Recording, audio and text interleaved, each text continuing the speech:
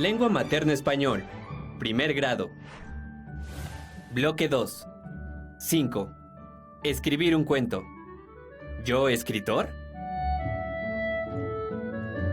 Bienvenidos a su programa Cocina de Autor. En su sección Esta palabra ya se coció, queda con ustedes Pepe Papa.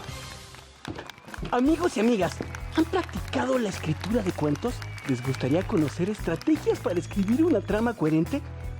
Hoy les tengo una receta para chuparse los dedos. Estrategias para escribir la trama de un cuento. ¿Trama? Sí, trama, es decir, los hechos, los acontecimientos de una historia narrados de manera ordenada.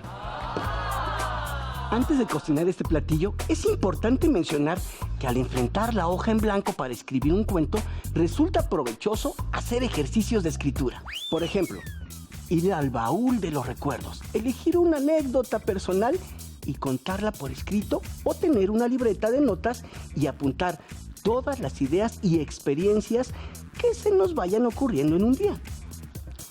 Los ingredientes son la definición del contenido, es decir, sobre qué vamos a escribir, el orden del contenido, que es el ingrediente que nos da la estructura de nuestra historia, el objetivo de la narración, es decir, a dónde queremos llegar con nuestra trama y cuál será la conclusión de la historia. Es importante considerar 3 procesos de cocción: planificación, revisión y corrección. Definición del contenido, orden del contenido y objetivos de la narración. ¿Con eso podemos escribir una buena historia? Sin duda, el primer paso es seleccionar e incorporar nuestro ingrediente. Por ejemplo, definición del contenido.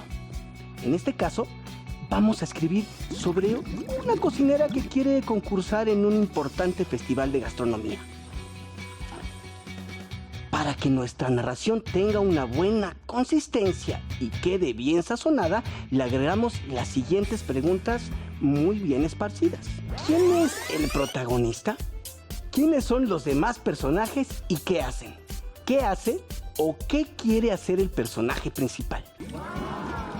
Hay que cuidar que las acciones del personaje principal sean coherentes y que la ambientación concuerde con el tipo de personajes y con la historia que se cuenta.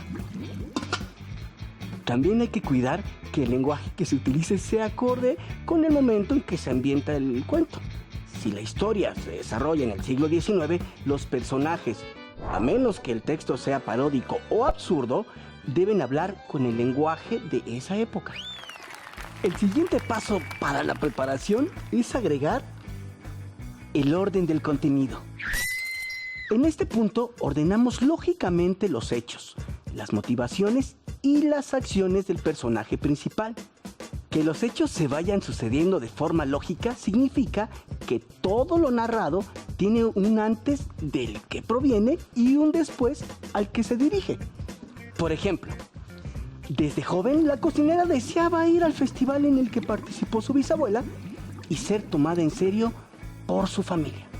El paso siguiente es integrar el objetivo de la narración. Para sazonar este ingrediente, le agregamos la siguiente pregunta, que es un condimento muy especial: el secreto de mi abuela. ¿Qué le ocurrirá al personaje principal? Este ingrediente le va a dar un sabor exquisito al guisado y coloca al personaje principal en la dirección adecuada para llegar al fin de la trama.